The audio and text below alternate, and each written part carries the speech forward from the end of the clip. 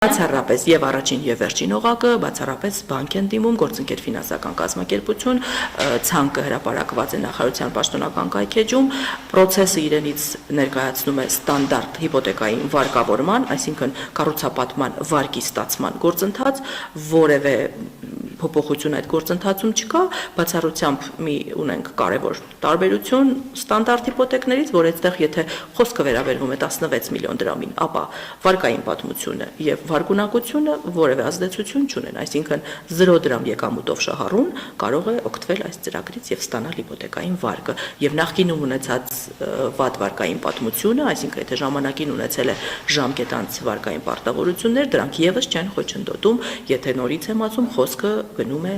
16 միլիոն դրամի մասին, որովհետև ունենք ընտանիքներ, ովքեր նախընտրել են հավելյալ վարկ ստանալ եւ կառուցել շատ ավելի մեծ բնակարան, ինչը որևէ կերպ սահմանափակված չի, դա իրենց ցանկությունն է, բայց պետք է գիտակցենք, որ եթե նույնիսկ 1 դրամ ավել վարկ ենք ցանկանում, ապա այստեղ կարևոր է եւ վարկունակությունը եւ վարկային պատմությունը։